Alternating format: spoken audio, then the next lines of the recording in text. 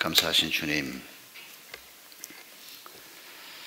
저희들은 이 땅에 살면서 편안하게 행복하게 살기를 원합니다. 그러나 그 방법과 그 의미를 잘 모르고 사는 경우가 대부분입니다.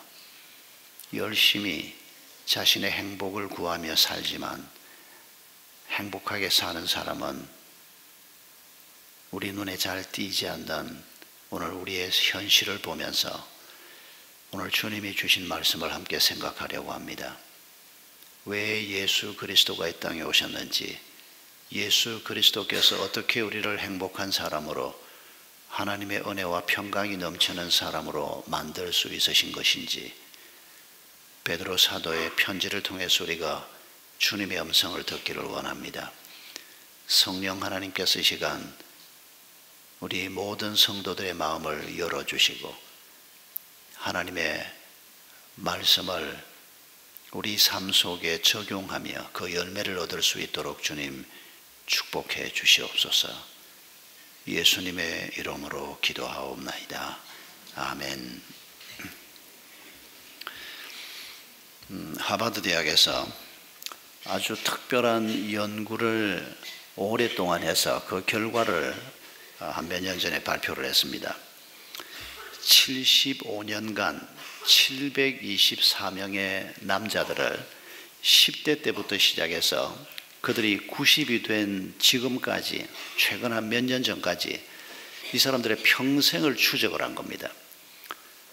그리고 이 사람들이 어떻게 살았는지, 가족 관계는 어땠는지 여러 가지를 연구를 해서 그 보고서를 최근에 낸 적이 있습니다. 이렇게 장기간 동안 수백 명의 사람들을 연구하는 것은 그렇게 쉽지가 않습니다. 연구 기금이 바닥이 나거나 아니면 연구하던 사람이 돌아가시면 대를 이어서 일을 할 사람이 없거나, 그런데도 이 연구는 75년 동안 계속됐습니다. 그리고 724명을 10대, 20대, 30대 이렇게 꾸준히 거쳐오면서 노년에 이를 때까지 계속해서 스터디를 한 겁니다. 이 연구의 네 번째 책임자가 나와서 보고를 하는데 설문조사를 가지고 보고를 시작을 했습니다. 이렇게 말했습니다.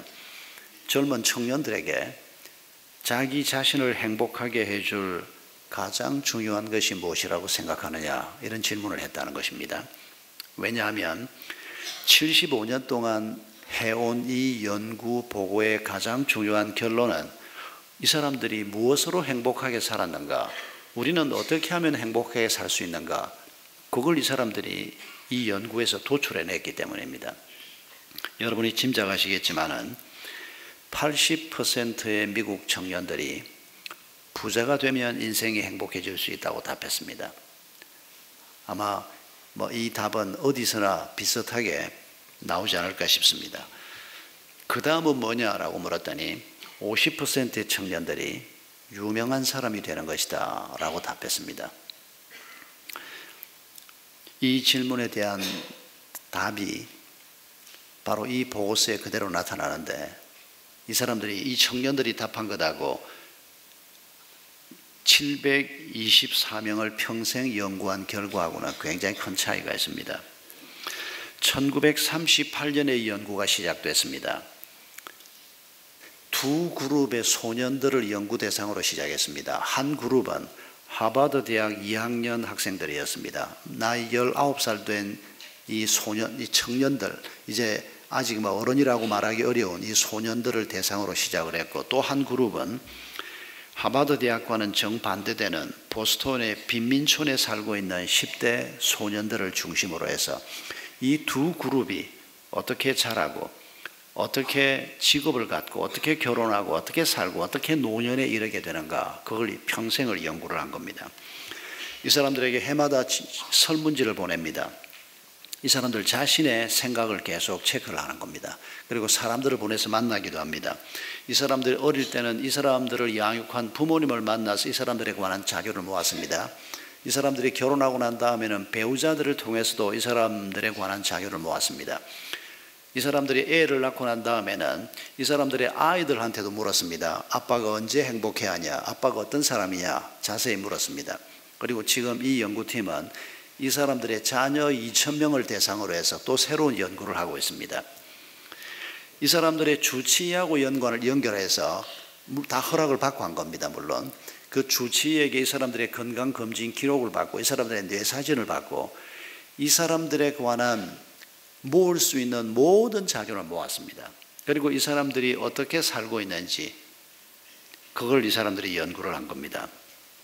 724명 중에서 미국 대통령이 한 명 나왔답니다. 누구라고는 말을 안 했는데 하버드 출신들 중에서 밑바닥으로 떨어진 사람도 있고 보스턴 빈민촌에서 자랐지만은 정상까지 올라간 사람도 있고 다양한 직업, 다양한 724명의 삶을 살았던 사람들을 연구하면서 이 사람들이 결국 밝히고자 했던 것은 뭔가 하니까 이 사람들이 어떻게 행복을 누리고 사는가, 무엇이 이 사람들을 행복하게 하는가, 그게 초점이었습니다. 이 사람들의 결론은 이겁니다. 어떤 다른 것이 아니고 좋은 관계가 사람을 육체적으로도 건강하게 만들고 그리고 행복감을 느끼게 한다는 것입니다. 고독은 해로운 것이라고 이 사람들이 다른 이론을 가지고 결론을 내리는 게 아니고 이 724명의 삶을 가지고 결론을 내립니다. 가족 관계 속에서 그리고 친구들 관계 속에서 그리고 이 사람들이 공동체라는 말을 쓰는데 이 사람들이 속해 있는 그룹 안에서 잘 적응하지 못하고 다른 사람들하고 친구가 잘 되지 못한 채 사는 사람들은 나이가 들면서 건강이 다른 사람보다 더 나빠지는 것을 확인할 수 있었고 수명이 단축되는 것을 확인할 수 있었다는 것입니다.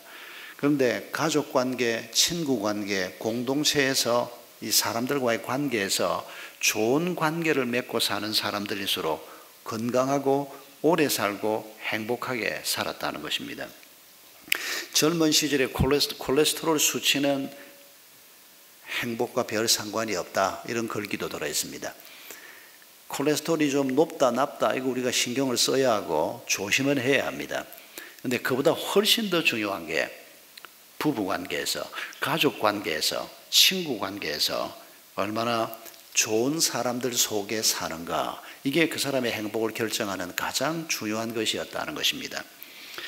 배우자 만족도가 높은 80대 부부는 병으로 고통을 받거나 인생의 어려움을 당했을 때도 몸은 고통스럽지만은 마음은 행복하다라고 답하는 사람이 아주 많았다는 겁니다. 그런데 배우자 만족도가 아주 낮은 부부는 고통이 찾아올 때 그 고통이 실제 이상으로 극대화돼서 이 사람을 아프게 만들고 이 사람을 힘들게 만드는 경우를 많이 확인했다는 것입니다. 외로운 사람들도 꼭 마찬가지입니다. 친구가 잘 되지 못하고 외톨이로 사는 사람도 똑같은 현상이 나타난다는 겁니다. 그렇다고 해서 완벽한 인간관계를 얘기하는 것은 아니다, 이런 보고도 들어있습니다. 예를 들어서 80대 부부가 자주 다투지만은 그래도 이 사람이 내 인생의 마지막 의지가 되는 사람이다, 이 사람이 내게 도움이 되는 사람이다, 이런 믿음을 가지고 더러 다투기도 하고 사는 보통 80대 부부의 경우 기억력 감퇴가 아주 느리게 나타났다고 보고하고 있습니다. 그런데 곁에 있는 사람, 배우자나 가족들이 별로 의지가 되지 않는다, 믿을만하지 못하다, 이런 마음 상태에서 노년을 맞은 사람들은 기억력 감퇴가 아주 급격하게 나타났다, 이런 보고 내용도 들어있습니다. 굉장히 의미 있는 연구라고 생각이 됩니다. 어떻게 하면 우리가 이 땅에서 행복하게 살 수 있을까? 좋은 가족관계, 좋은 친구관계, 좋은 사람들 속에 사는 거다. 그런데 가만히 생각해 보면 예수님이 이 세상에 오신 이유도 바로 이와 같다고 우리가 말할 수가 있습니다. 사도 베드로께서 고통받고 있는 성도들에게 편지를 쓰면서 2절에서 이렇게 말합니다. 은혜와 평강이 여러분에게 더욱 풍성해지기를 바랍니다. 이 말을 간단한 단어로 바꾸면 여러분이 행복해지기를 바랍니다 라고 하는 말과 똑같은 말입니다. 은혜, 평강, 영광 이런 단어가 지금 이 편지 서두에 나오는데 행복이란 단어를 가지고는 묘사가 잘 되지 않는 훨씬 더 크고 놀라운 개념이긴 합니다만은 결국 하나님의 은혜, 하나님의 평강, 예수 그리스도의 영광 이런 것들을 우리가 누리게 될 때 세상이 말하는 참 행복이 바로 여기에 있다는 것입니다. 예수님께서 이 땅에 오셔서 우리에게 행하시려고 하는 관계 회복은 세 가지입니다. 첫 번째는 하나님과의 관계를 회복하는 것입니다. 죄가 가로막고 있는, 그래서 하나님이 누군지도 모르고 하나님이 계신지도 모르는 많은 사람들이 예수 그리스도의 십자가의 죽음을 통해서 죄의 문제를 극복하고 하나님과의 관계가 회복되게 하는 것, 이게 예수가 오신 가장 중요한 이유입니다. 두 번째는 이런 하나님과의 관계 회복과 함께 다른 사람들과의 관계가 회복되는 것입니다. 이게 이 하버드 대학 연구팀이 조사한 바로 이 얘기입니다. 부부간의 관계, 가족들과의 관계, 친구들과의 관계, 이웃들과의 관계입니다. 그리고 세 번째 관계 회복은 하나님과의 관계가 회복이 되고 이웃들과의, 다른 사람들과의 관계가 회복이 된 다음에 세 번째 관계 회복은 자연과의 관계, 일과의 관계, 돈과의 관계, 우리 인생에서 경험하는 모든 것들과 우리의 관계를 회복하는 것, 이것이 예수 그리스도가 이 땅에 오신 이유입니다.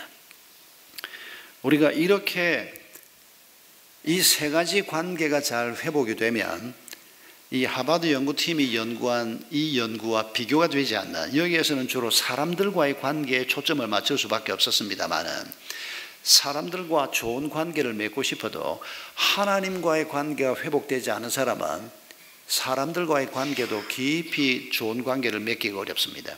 그러나 하나님과의 관계가 회복된 사람들은 부부관계건 가족관계건 하나님의 은혜 아래서 우리가 깊이 아름다운 교제를 나눌 수가 있습니다. 뿐만 아니라 자연과의 관계나 일과의 관계나 돈과의 관계나 우리 삶에 중요한 이슈들이 많이 있지 않습니까? 그런 것들과의 관계가 회복되는 것도 아주 중요한 일입니다. 사도 베드로의 편지가 이렇게 시작됩니다. 우리 하나님과 구주 예수 그리스도의 의를 힘입어서 내가 이 편지를 쓴다라고 말합니다. 아니, 편지 한 통 쓰는데 구주 예수 그리스도의 의를 힘입어야 합니까? 이게 너무 좀 과장 아닌가? 그렇게 생각이 되지만은 여러분, 이 얘기는 편지를 쓰기 위해서 구주 예수 그리스도의 의를 힘입는다고 얘기하는 게 아닙니다. 이 편지에 담고 있는 내용 때문에 이렇게 얘기하는 겁니다. 이 편지에 담고 있는 내용이 뭡니까? 고난받고 있는 성도들이, 현실적인 어려움도 있습니다. 온 교회가 믿음 때문에 고난받는 것도 물론이고, 베드로 전서에서 우리가 이미 봤습니다마는 고약한 윗사람 때문에 고통받고 있는 사람, 부부관계에서 어려움을 겪는 사람, 두 가지 예가 베드로 전서에 더 나오는데 그 외에도 우리가 고통받는 이유는 많이 있습니다. 돈 때문에 고통받기도 하고 여러 가지 이유 때문에 우리가 고통을 받는데, 이 고통에서 우리가 어떻게 행복한 그리스도인이 되고 어떻게 능력 있는 그리스도인이 되는가, 그 얘기를 이 편지에서 하고 있는 것입니다. 그래서 내가 구주 예수 그리스도의 의를 힘입어서 이 편지를 쓰고, 여러분도 구주 예수 그리스도의 의를 힘입어서 이 편지에서 내가 전하고자 하는 복된 그리스도인이 되기를 바랍니다. 그런 얘기를 지금 하고 있는 것입니다. 2절은 하나님과 우리 주 예수를 알므로써 은혜와 평강이 여러분에게 더욱 풍성해지기를 바랍니다.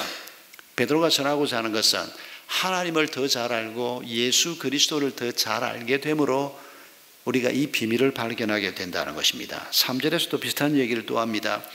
하나님께서는 우리가 그분 예수님을 알므로 말미암아 생명과 경건에 이르게 하는 모든 것을 우리에게 그의 권능으로 주셨습니다. 3절 하반절에서는 하나님은 우리를 부르셔서 그의 영광과 덕, 바로 예수님의 영광과 덕을 얘기하는 겁니다.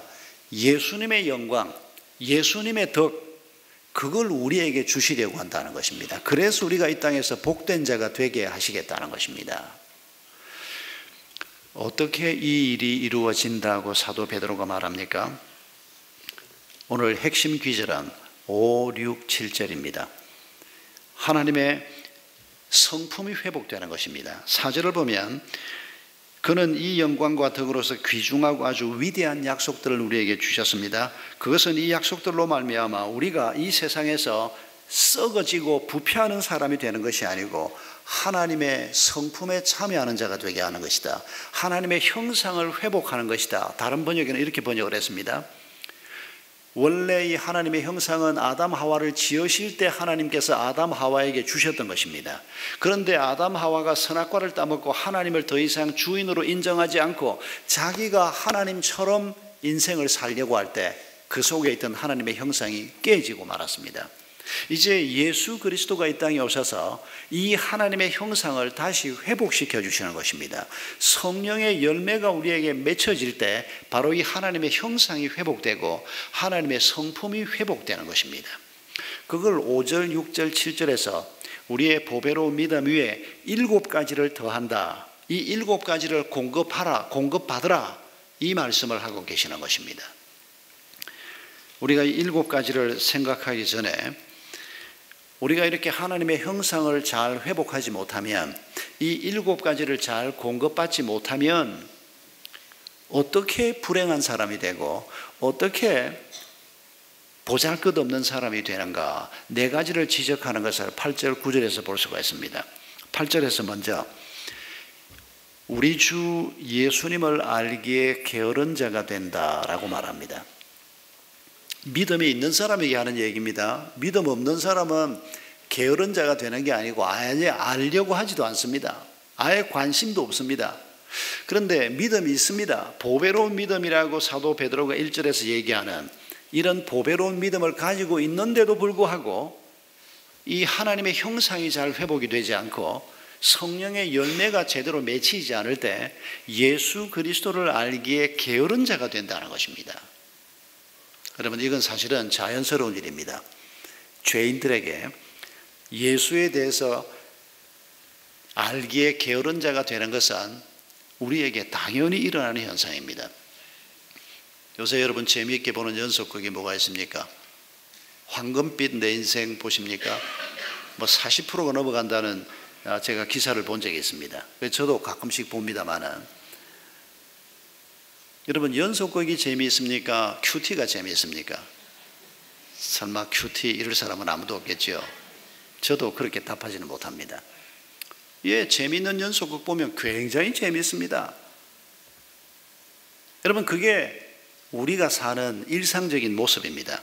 그러나 우리가 이런 현실 속에 있으면서 재미있는 것 따라 살고 예수를 알기에 게으른 자가 되는 것, 이러면 우리는 행복한 사람이 될 수 없다는 겁니다. 이러면 우리가 하나님의 형상을 회복할 수가 없다는 것입니다. 그래서 우리가 바로 이런 것들과 싸워야 한다는 것입니다. 8절에서 또 이런 말씀이 나옵니다. 열매를 맺지 못하는 사람이 된다. 이 열매는 돈의 열매가 아니고 사회 지위의 열매가 아닙니다. 성령의 열매를 얘기하는 겁니다. 예수 믿고 5년, 10년이 지나가는데 내 인격 속에, 내 삶 속에 성령의 열매가 없다 혹은 너무 부족하다. 이게 우리의 아픔 아닙니까? 갈라디아 5장 22절, 23절을 보면 성령의 열매가 이렇게 언급됩니다. 사랑과 기쁨과 화평과 오래 참음과 자비로움과 선함과 충성과 온유와 절제, 이것만이 아닙니다. 이런 것들로부터 시작해서 여러 가지 성령의 열매가 우리에게 나타나는데 신앙생활을 꽤 했는데도 내 삶 속에 기쁨이 별로 없다. 다른 사람에 대한 배려심이 내 마음속에 더 커지지 않는다. 오히려 시간이 지나면 지날수록 꼴보기 싫은 사람이 더 많아지고, 직장 동료도 꼴보기 싫고, 가족도 때로는 꼴도 보기 싫어지고. 여러분, 우리가 이렇게 죄인입니다, 원래. 그런데 예수 그리스도를 알고 우리가 이렇게 하나님이 공급하시는 것들을 공급받을 때 이 문제를 극복할 수 있다고 얘기하는 것입니다. 열매가 있어야 한다고 얘기하는 것입니다. 9절에는 건시안이 되고 앞을 보지 못한다라고 하는 지적이 나옵니다. 예수를 모르는 사람, 하나님이 계시는 것도 모르고 하나님이 세상을 지으신 것도 모르고 하나님이 세상의 목적이요 하나님이 다스리는 분이시라는 것도 모르는 사람들은 아무것도 못 보는 사람들입니다. 불신자를 얘기하는 겁니다. 그런데 하나님을 믿는 사람, 예수 그리스도를 아는 사람이면 우리는 꽤 멀리 볼 수 있는 사람들입니다. 우리는 인류 역사가 어떻게 끝날지를 아는 사람들입니다. 성경을 믿는다면 말입니다. 예수 그리스도의 재림으로 인류 역사는 끝나게 될 겁니다. 우리는 부족하지만은 그래도 사람이 어떻게 살아야 행복하고 어떻게 살면 불행해지는지를 말씀에 근거해서 좀 볼 줄 아는 사람들입니다. 그런데 믿음이 있는데도 조금밖에 못 본다는 겁니다. 아예 못 보는 사람도 있다는 겁니다. 예수가 날 위해서 죽었다는 걸 아는데도 불구하고 말하는 거나 사고방식이나 사는 꼴이 꼭 불신자 같은, 그걸 지금 근시안이다, 아무것도 보지 못하는 자 같다. 왜 믿음이 있는데도 이런 모습이 될까요? 하나님의 형상이 회복되지 않기 때문입니다. 성령이 공급하시는 것들을 계속해서 공급받지 않고 그냥 예배만 참석하면 신앙생활 잘하는 것이라고 생각하는 이런 수준에서 벗어나지 못하기 때문입니다. 한 가지 더 지적하는 것은 9절 하반절에 자기의 옛 죄가 깨끗하게 된 것을 잊어버린다는 것입니다.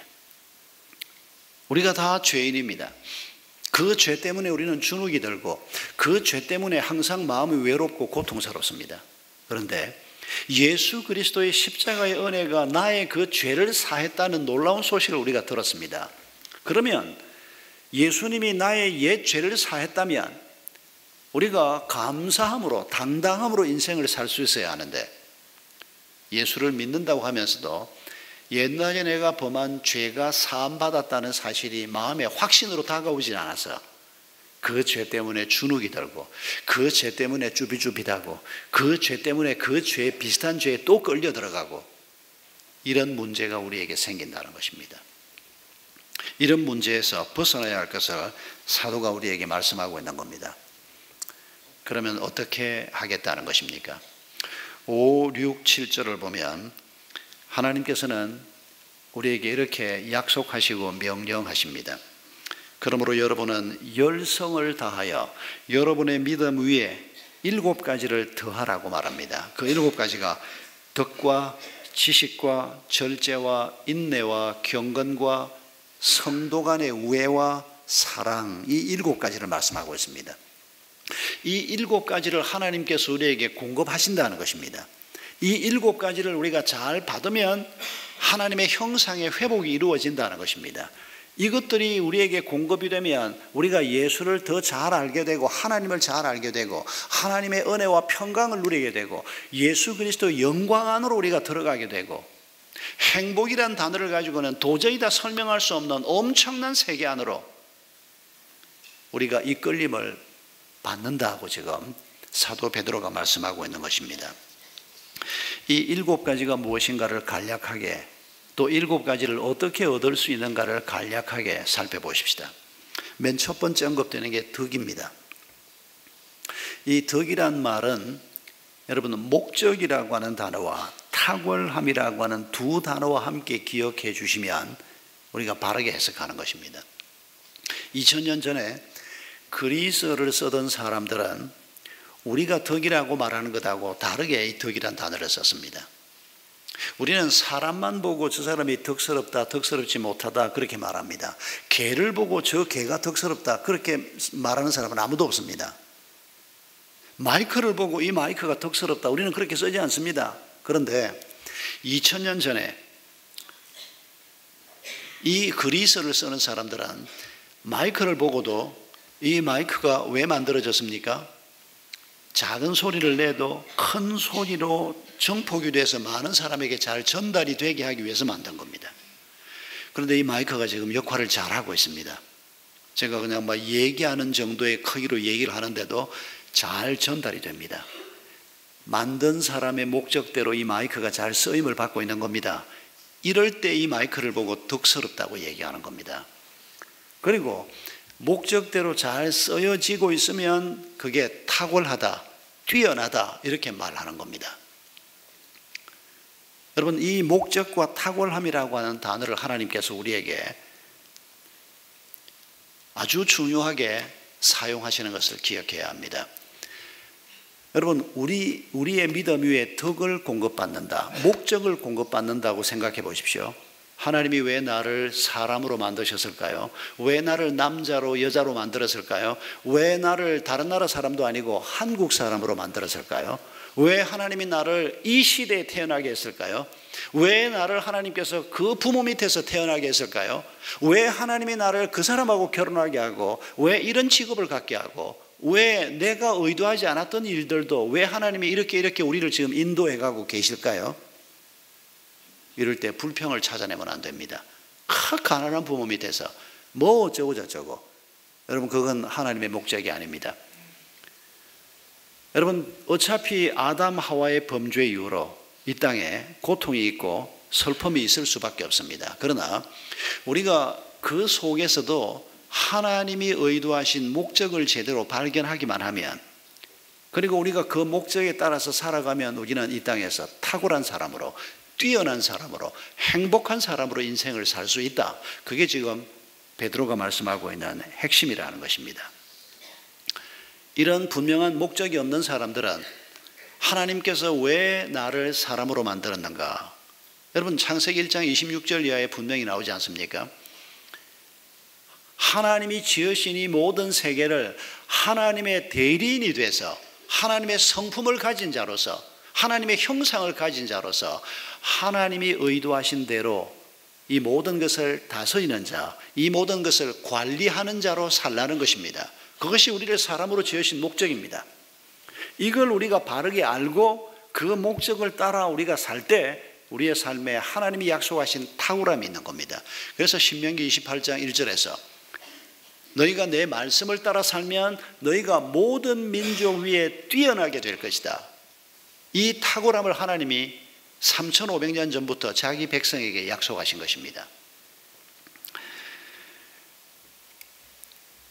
불평 지워버리고 오늘 내 삶의 자리에서 지금 내게 주어진 모든 것들을 놓고 여러분 불평하려고 하지 말고, 왜 하나님께서 나를 여기에 이렇게 인도하셨나?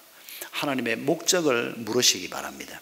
그리고 그 목적을 찾고 그 목적을 따라 한 걸음 한 걸음 우리의 발걸음을 떼어놓는 훈련을 우리가 어릴 때부터 하면 가장 좋고, 그래서 믿는 부모가 중요한 것입니다. 그런 훈련을 어릴 때부터 하면서 나이를 먹어가면서 점점 그런 삶을 왕성하게 살아갈 때 세상이 감당하지 못하는 사람, 어떤 행복한 사람도 비교가 되지 않는 그런 사람으로 우리가 살 수 있다는 것입니다. 어떻게 하면 이 덕을 얻을 수 있을까요? 그 다음에 나오는 것이 앞에 나오는 것에 답이 되는 것을 알 수가 있습니다. 덕에 무엇을 공급하라 그럽니까? 지식을 공급하라, 지식을 더하라고 얘기합니다. 여러분, 우리가 세상을 살면서 배워야 할 지식이 참 많습니다. 어떻게 하면 돈을 벌 수 있나? 아주 중요한 지식입니다.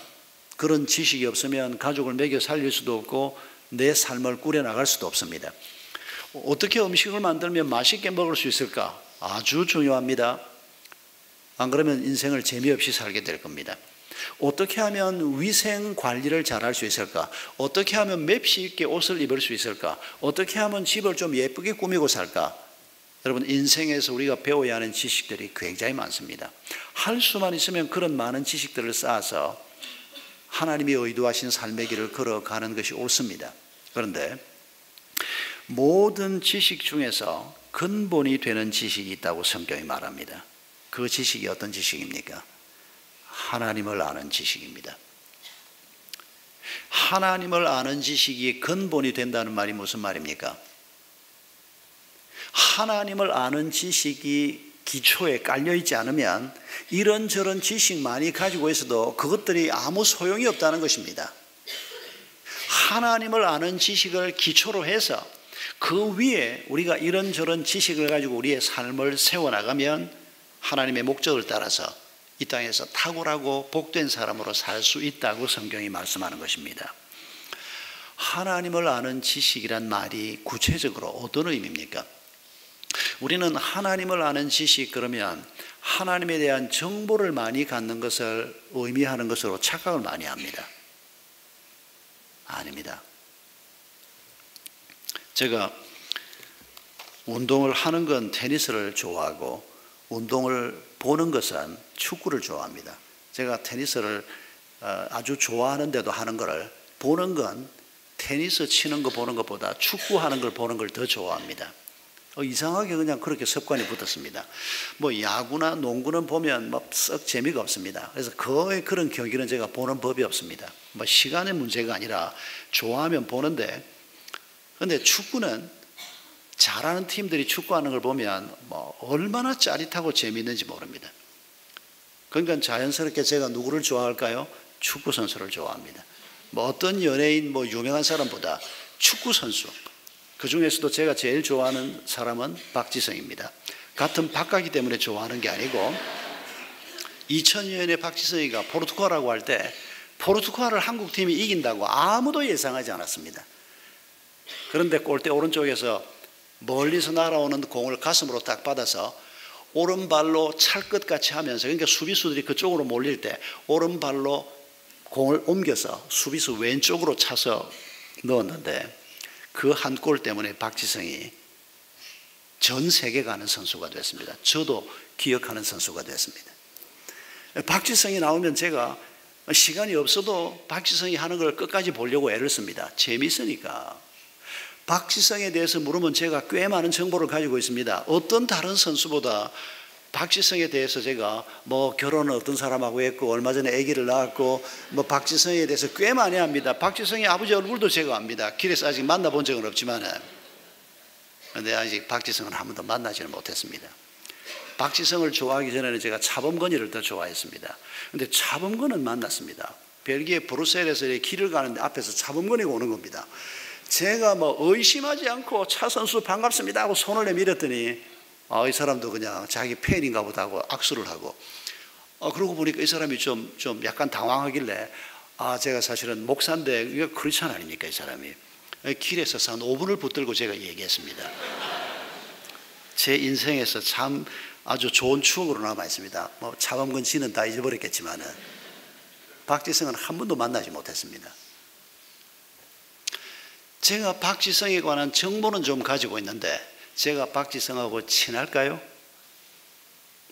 안 친합니다. 전혀 친하지 않습니다. 정보가 있을 뿐입니다. 여러분, 하나님하고의 관계가 이렇게 되는 사람들이 교회 안에 많이 있습니다. 하나님에 대한 정보는 꽤 있습니다. 자꾸 듣기 때문입니다. 뭐 큐티도 하고 설교도 듣고 강의도 듣고 뭐 목장 모임 가면 하나님은 이런 분이다 저런 분이다 하고 얘기하고, 하나님에 대한 정보는 우리 머릿속에 꽤 있는데 하나님하고 별로 친하지가 않습니다. 여러분, 이게 우리가 행복한 신앙생활을 하지 못하는 가장 큰 장애물입니다. 우리가 하나님을 아는 지식, 말을 바꾸어서 하나님하고 좀 더 친밀한 관계를 우리가 유지하면 우리 삶의 목적이 무엇인지를 우리가 발견할 수 있습니다. 왜 내가 지음을 받았고 왜 내가 이곳에서 이런 삶을 살아야 하고, 불평이 아니고 하나님의 목적을 우리의 삶의 자리에서 발견할 수 있습니다. 하나님하고 친하지가 않으니까 자꾸 불평이 나오는 겁니다. 원망이 자꾸 나오는 겁니다. 이러면 안 되는데 하면서도 그 원망을 끊을 길이 없습니다. 심지어는 내가 지금 잘못하고 있다고 내 스스로도 인정하는데도 이게 이루어지지가 않습니다. 왜 그럴까요? 하나님하고 친하지 않기 때문입니다. 남은 한 해를 내가 하나님하고 친하기 위해서 지난 한 해 동안 어떻게 살았나, 이런 관점에서 한번 우리를 돌아보고, 또 새해를 우리가 준비하면서도 어떻게 하면 새해에는 하나님하고 좀 더 친하게 될까, 여러분 이런 관점에서 새해를 준비하는 여러분이 되기를 바랍니다. 어떻게 하면 하나님하고 친해질 수 있을까요? 지식에 뭐를 더하라고 얘기합니까? 절제를 더하라고 얘기합니다. 왜 절제를 더하라고 얘기할까요? 내가 하고 싶은 거 다 하고 뭐 이것저것 다 하고 시간도 에너지도 전부 다 쏟아붓고 그리고도 하나님하고 친해질 수 있을까요? 절대 불가능합니다. 내가 먹고 싶은 거, 하고 싶은 거, 쓰고 싶은 거, 여러분 그거 우리가 절제하는 삶이 훈련되지 않으면 하나님과의 친밀함은 애시당초 불가능합니다.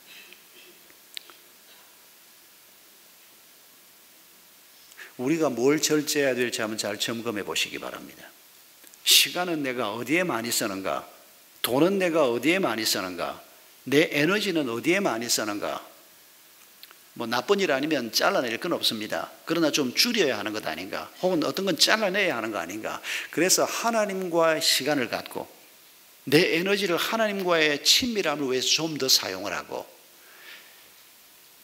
그래서 절제가 필요하다고 얘기하는 겁니다. 절제하면 하나님하고 친밀한 관계로 나아갈 수 있다고 얘기하는 겁니다.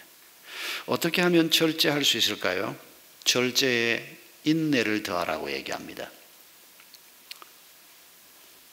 절제해야 되는 대상이 대개 우리가 좋아하는 것들입니다. 저를 보고 그 농구 경기 그거 보는 거 좀 절제하세요. 저는 절제할 것 없습니다. 아예 안 보니까. 뭐 어쩌다가 농구 시간이 좀 있어서 머리를 좀 식힐 겸 뭐 텔레비전에서 뭐 좀 볼 게 없나 하고 채널을 돌리다가 농구를 하면 뭐 아무리 유명한 선수, 옛날에 뭐 조나단 어쩌고 하는 그런 선수가 나와도 이상하게 저는 농구는 그렇게 썩 재미는 없어요. 다른 거 별 재미가 없습니다. 그러니까 그런 건 절제 대상이 아닙니다. 그런데 축구를 하면 제가 밤새서 볼 수 있습니다. 새벽 기도를 가야 되는데도 눈이 뻘개지려고 막 그 다음날 스케줄이 엉망이 되는데도 절제하지 않으면 왜 분데스 리가니 프리미어 리가니 무슨 리가니 유럽의 축구 선수들 차는 걸 보면 이게 보통 재미가 아닙니다. 그거 다 보고 살면 아무것도 못합니다. 절제해야 됩니다. 그런데 절제를 위해서 하나님이 뭘 공급하시겠다고요? 그까지 것들 싹 재미가 없게, 그러면 큰일 나죠. 그러면 인생에서 재미있는 걸 다 놓치고 사는데, 재미있는 건 그대로 재미있게 두고 인내하는 마음을 가지고 좀 아껴두었다가 보고 할 일부터 먼저 하고 보고, 그래서 하나님이 우리에게 인내를 공급하겠다는 겁니다. 이 인내가 훈련이 안 되면 인생은 참 고달파지고 행복해지기가 어렵습니다. 어떻게 하면 우리가 인내할 줄 아는 그리스도인이 될 수 있을까요? 인내에 경건을 더하라고 말씀하십니다. 경건은 내가 하나님 앞에서 산다라고 하는 신전의식을 가지고 사는 삶의 태도를 경건이라고 얘기합니다. 하나님이 보고 계셔. 하나님이 내게 이 일을 맡겨주셨어. 이게 신전의식입니다. 그럴 때 우리가 자연스럽게 함부로 살지 못합니다. 잘못을 범하기도 하지만 그래도 빨리 그 잘못에서 벗어나려고 하고 바르게 살려고 애를 쓰게 되는 경건입니다. 이 경건을 우리가 마음속에 늘 쌓아가면 인내할 수 있고, 인내하는 사람이 절제할 수 있다고 지금 말씀하는 겁니다. 늘 하나님을 의식한다. 예배 드리고 난 다음에 예배 때는 찬송 부르고 또 대표기도자가 기도하고 설교도 듣고 하나님으로 내 마음이 채워져 있는 것 같은데, 문 밖에만 나가면 하나님은 간 곳 없어집니다. 그냥. 제가 지금도 이 말을 하니까 떠오르는 한 장면이 있습니다. 서울 시내 철야 기도로 유명한 한 교회가 있어서 제가 젊은 목사 때 한번 그 교회에 금요 철야 기도를 한번 갔습니다. 지독하게 기도하더만요. 밤을 꼬박 세워서 기도를 하는 겁니다. 정말 참 놀라운 사람들이었습니다. 수많은 사람들이 모여가지고 밤을 꼬박 세워서 찬송 부르고 설교하고 기도하고, 그리고는 새벽 기도까지 이어지더만요. 그리고 새벽 기도 끝나고 이제 나왔습니다. 의리의리했습니다. 그냥. 그러니까 사람들이 막 쏟아져 나오는데, 그때가 80년대니까 차가 별로 없을 때입니다. 자가용 많지 않을 때입니다. 사람들이 택시 승강장으로 갑니다. 바쁜 사람들은 택시를 타려고. 제 앞에 가던 어떤 분이 택시를 잡았습니다. 그런데 얌체같이 어떤 사람이 붉은 성경책을 지금 끼고 남이 잡아놓은 택시를 자기가 쏙 타버리는 겁니다. 그러니까 이 사람이 화가 났습니다. 그러니까 딱 택시를 딱 세워놓고는 당신 어쩌고저쩌고 막 화를 내는데, 다 성경을 옆에 끼고 있습니다. 제가 보고 있는 나도 성경을 끼고 있고 그 두 사람도 성경책을, 옛날 성경은 또 두껍기는 얼마나 두꺼웠는지 그것도 붉은 칠을 해놨습니다. 그 장면이 제가 잊혀지지가 않습니다. 내가 택시를 안 잡았길래 망정이지, 내가 잡은 택시를 만약 그 사람이 탔으면 나도 고함 질렀을 가능성이 많습니다. 어차피 지가 내가 목사인 줄도 모르는 거고, 바쁘기는 니만 바쁘냐, 나도 바쁘다, 왜 네가 이러냐, 하나님이 그 순간에 생각이 안 나는 겁니다. 하나님이 생각이 나면 우리가 그래도 조금 다르지 않습니까? 아유, 바쁘십니까? 먼저 타세요. 하나님이 생각날 때는 그럴 수가 있습니다. 근데 하나님이 생각이 안 나면 우리도 그냥 보통 사람처럼 되어버리는 겁니다. 죄에 따라 사는 사람이 되어버리는 것입니다. 그래서 우리가 늘 경건의식을 키우는 것이 중요합니다. 여러분, 다윗을 보면, 그가 쓴 시편을 보면, 그가 산 위에 있는 요새를 보면서 여호와는 나의 요새시라, 이게 여러분 다윗이 가지고 있던 신전의식의 표현입니다. 요새, 높은 곳에, 예루살렘이 해발 800m에 있는 요새인 도시입니다. 고대 도시가 그렇게 만들어진 이유가 전쟁에서 유리하도록 그렇게 만들어 놓은 겁니다. 그러니까 그런 요새를 보면 군인이었던 다윗의 입장에서 그 요새에 올라가 있으면 어떤 적도 물리칠 수 있고 어떤 적으로부터도 나와 내 가족을 보호할 수 있고, 그러니까 그 요새를 보면서 여호와는 나의 요새시라, 큰 바위를 보면서 여호와는 나의 반석이시라, 이게 전부 다윗이 자기 눈에 보이는 것들 가지고 고백했던 고백입니다. 그런데 우리는 다윗이 봤던 바위 10배로 큰 바위를 봐도 하나님이 잘 생각이 나지가 않습니다. 우리 마음속에 하나님에 대한 신전의식, 내가 하나님과 함께 사는 사람이라고 하는 이 의식이 우리 마음속에 제대로 들어있지 않기 때문입니다. 그래서 우리가 날마다 큐티를 하고 날마다 하나님을 묵상하고 하나님을 마음에 품고 사는 것, 이 경건의 연습을 우리가 꾸준히 하면 인내는 그렇게 어렵기만 한 일은 아닐 것입니다. 자연스럽게 우리에게 주어지는 선물이 되는 것입니다. 어떻게 하면 우리가 경건한 사람으로 살아갈 수 있을까요? 경건의 신도 간의 우애를 더하라 라고 말합니다. 성도 간의 사랑을 더하라고 얘기합니다. 이 얘기가 여러분 무슨 얘기입니까? 누가 경건한 사람이냐? 1년 12달 큐티에 안 빠지는 사람 아닙니다. 큐티하는 건 잘 하셨습니다. 주일이 되면 천하 없어도 예배 오는 사람, 그 사람이 경건한 사람일까요? 아니요, 아직은 모릅니다. 예배 오는 건 잘 하셨습니다. 우리가 예배에 빠지지 않고 기도를 열심히 하고 새벽 기도에도 열심히 나와 보려고 하고 큐티를 열심히 하는 이유가 뭡니까?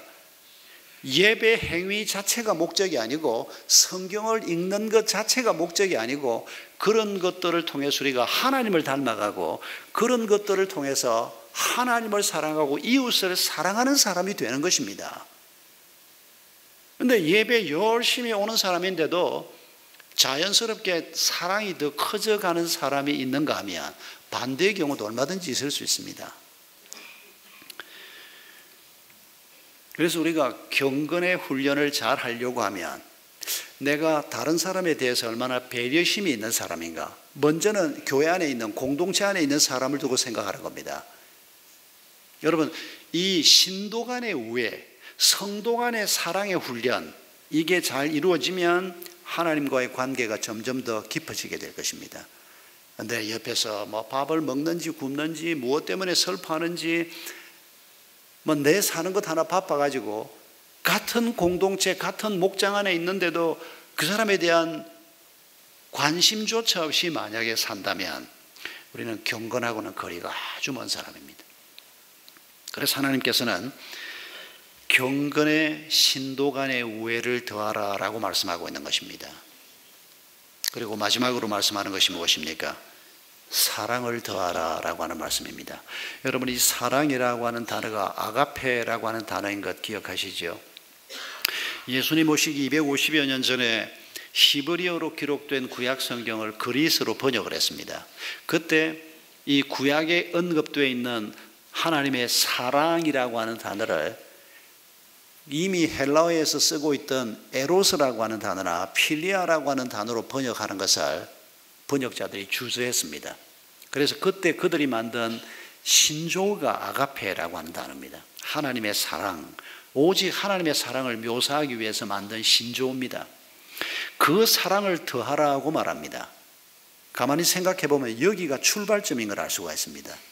우리가 언제 하나님의 사랑을 알았습니까? 하나님이신 예수 그리스도가 이 보잘것없는 나를 위해서 이 땅에 오셔서 십자가에 달려 죽으시고 부활하신 사건, 그걸 우리가 처음 접할 때 하나님의 사랑이 얼마나 크고 놀라운가를 조금 깨닫게 된 겁니다. 우리가 이런 하나님의 사랑을 처음 경험하고 난 다음에 이제 죽는 날까지 계속해서 이 하나님의 사랑을 경험하는 겁니다. 아침에 해가 뜨는 것도 하나님의 사랑이요, 비가 내리는 것도 하나님의 사랑이요, 사람들이 잘못해서 우리 주변 환경이 엉망진창이 되는데도 나를 보호하시는 분이 하나님이시요, 내가 실수를 해도 나를 용서하시고 포용해 주는 분이 하나님이시요, 내 부모 세대가 실수를 해서 엉망진창이 되어 있는 이 불의한 세상, 잘못된 세상도 하나님께서 고쳐주시고 하나님께서 우리를 붙들어 주시는 이런 하나님의 사랑을 우리가 신앙생활을 하면서 날마다 경험하는 것입니다. 사건마다 경험하는 것입니다. 그래서 우리가 하나님의 사랑을 처음 공급받은 이후로 계속해서 공급받는 것입니다. 날마다 공급받아야 합니다. 날마다 그 하나님을 묵상하고, 날마다 그 하나님 때문에 감사하고, 날마다 그 하나님의 거룩한 이름을 찬양하고, 그럴 때 우리가 내 곁에 있는 다른 사람을 사랑할 수 있게 되는 것입니다. 다른 힘으로 되는 게 아닙니다. 다른 사람을 사랑하기 위해서 우리가 신전의식, 경건이 필요하다는 것입니다. 날마다 하나님을 기억하면서 그 하나님과의 관계 속에서 내 곁에 하나님이 허락한 이 사람들이 얼마나 중요한가를 깨닫는 것입니다. 그리고 경건할 때 우리가 인내할 수 있고, 인내하면서 절제를 배우게 되고, 절제할 때 하나님과의 친밀함을 우리가 만들어갈 수 있게 되고, 하나님을 우리가 잘 알고 하나님과 친밀해질 때 우리 삶의 목적을 우리가 깨닫게 되는 이 7가지가 우리의 믿음 위에 하나님께서 공급하시겠다고 약속하신 것입니다. 이 7가지가 바로 우리가 회복해야 될 하나님의 형상의 핵심이라는 것입니다. 예수 그리스도는 우리가 바로 이것들을 회복하게 하기 위해서 이 땅에 오신 것입니다.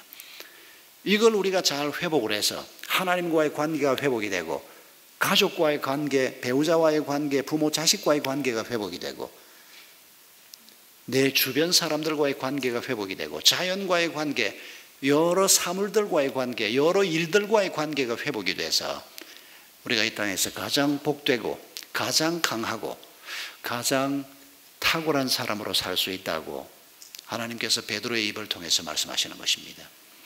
이것이 우리를 향한 하나님의 뜻입니다. 이런 하나님의 뜻과 함께 한 해를 잘 마무리하시고, 또 새해도 우리가 우리를 향한 이런 하나님의 뜻을 기억하면서 한 해를 잘 맞으실 수 있기를 바랍니다. 이제 우리 함께 찬송하겠습니다. 불편한